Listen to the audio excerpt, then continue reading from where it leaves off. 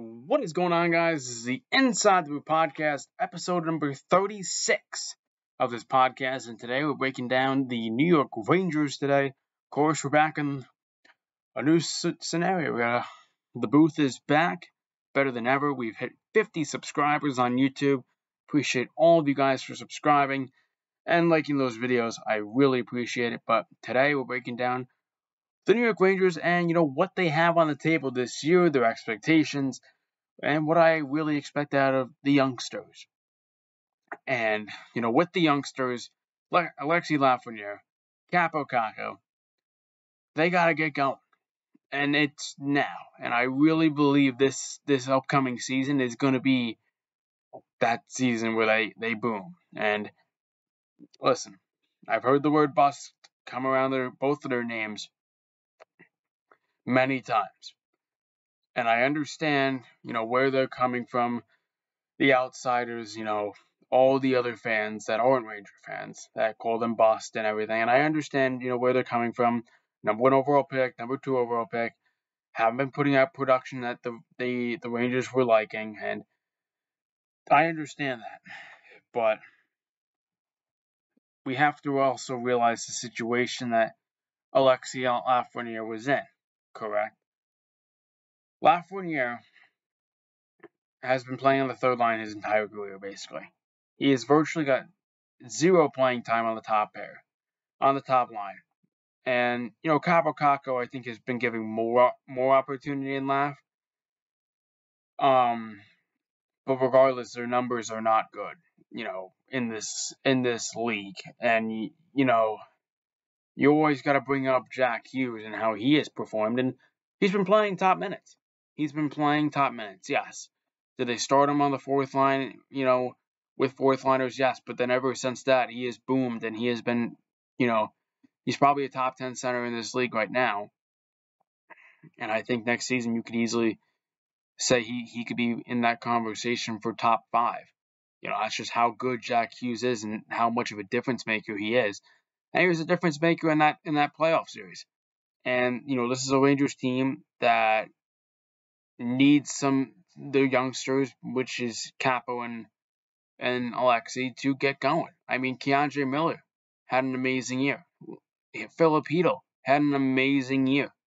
Playoffs were a different story, but regular season, an amazing year. And the Rangers need that out of Kakko and Laf now. They're the next two that are due out of those youngsters, right? They need to get going, and I think everybody in that locker room believes that they can do it. And I'm not in the locker room, but I believe that they can get it done, and they can hopefully put up a decent amount of points. And I'm hoping for 60 points out of Kaapo Kakko. I think 60 points out of Kaapo Kakko is doable. I feel like towards the end of the year, before the playoffs, he was playing a lot better. And I believe he can definitely play better. But regardless, I mean, another thing is too is when they were playing together, I thought they were good. I thought when that kid line first evolved, they were very good. They were a dangerous line in the playoffs. Not, last year's playoffs, the year before that, where they played Pittsburgh in the first round. I thought they were very good. And then they played Carolina. They stepped it up. And then in Tampa, they had that one shift that everybody always remembers. It was like a 1.5, 2-minute shift in Tampa Bay's end. And then Filip Chytil ended up sniping Vasilevsky over the glove from an amazing pass from K'Andre Miller.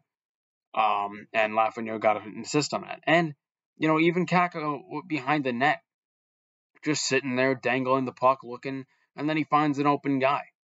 I mean, they have the potential to do it. It's just they need the opportunity. And I think Peter Laviolette and his staff will definitely do that because they know coming into the season that the biggest thing is Laf and Kakko's development. Because if they can get going, they're a dangerous team. That adds 2 scorers to their offense, and that puts a lot less pressure on Mika Zibanejad on that power play. Because, you look at that power play, it is solely Mika Zibanejad one-timers over and over again, and it's very predictable. And I look at the Rangers power play and how, everybody knows that Zibanejad's shooting. Why haven't we realized what Ovechkin's doing. Why do we honestly, not have like a spy, like one dude that is just staring at Ovechkin the entire time for, those one-timer power plays? Well, that's for anyone's power play. I really never have understood that, why nobody has realized that, basically. But regardless, they need power play time, and they're going to need it now. And I need 15 to 18 minutes out of these guys because they need it. They really need to get minutes. And I mean, like I said, Keandre Miller took a step with 46 points. Filip Chytil took a step with 20 goals. From a third line center, 20 goals. That's insane. That's insane production. And he's helped the Rangers win a few games. He scored that overtime winner against New Jersey. But another thing is, I don't think Gallant and David Quinn really gave them that chance, right? I don't really think Gallant did a great job with Lafreniere and Kakko, and I definitely don't think David Quinn gave them a good shot either. And they brought David Quinn in, college coach, and they thought, maybe this is a guy that can help, Lafreniere and Kakko, because he worked with young guys. He worked with Charlie McAvoy, and now look at Charlie McAvoy today. I don't think that's solely on David Quinn. I think that's just McAvoy being McAvoy. But yeah, I really hope that this is the staff that can do it, because that's the biggest thing. Because if you can get them, and they're on low contracts, they're not getting paid much either. Lafreniere still has to be signed, but Kakko is making virtually nothing, and that's big. You don't have to pay him big now, but another thing is, if they start producing and they start putting up 60-point seasons, then you're gonna have to look to pay these guys maybe $4.5, $5 million a year instead of $2 million or $3 million. It's gonna have to be a jump. They're paying Filip Chytil $4 million. Vinny Trocheck 5.6,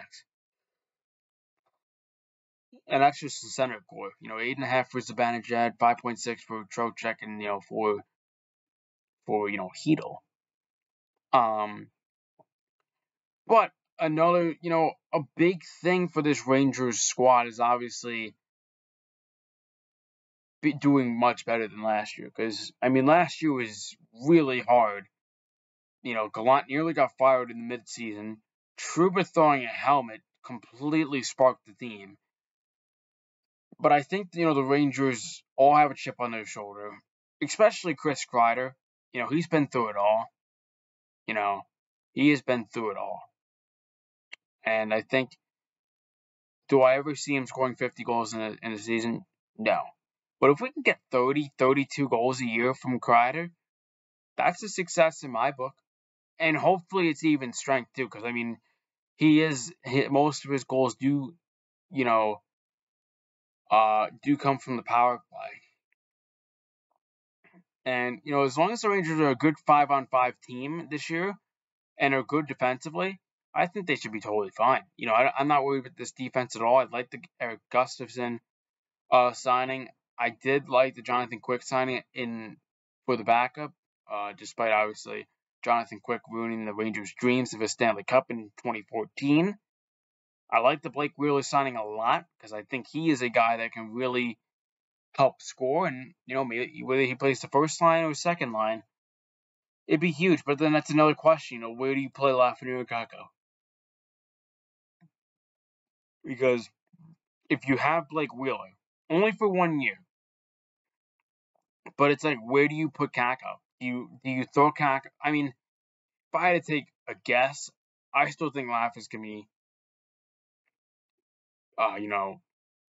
maybe second line, but I think Kakko, Kreider, and Zibanejad should be your first line. Then you have Trocheck, Panarin, and maybe Wheeler, and then I guess it's Lafreniere, Chytil, and whoever else.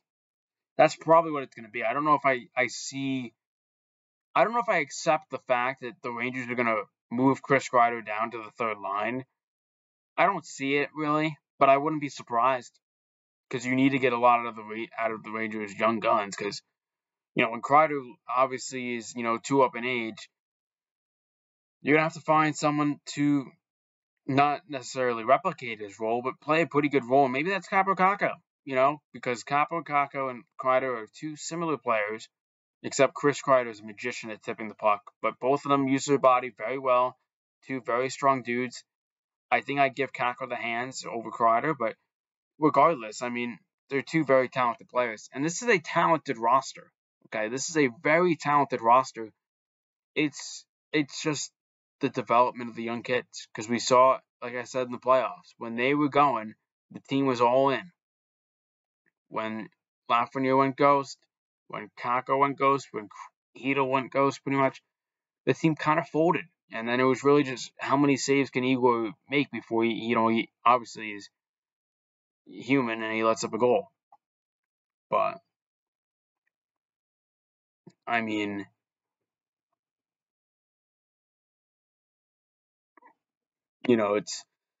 I'm excited for the new coaching staff for sure.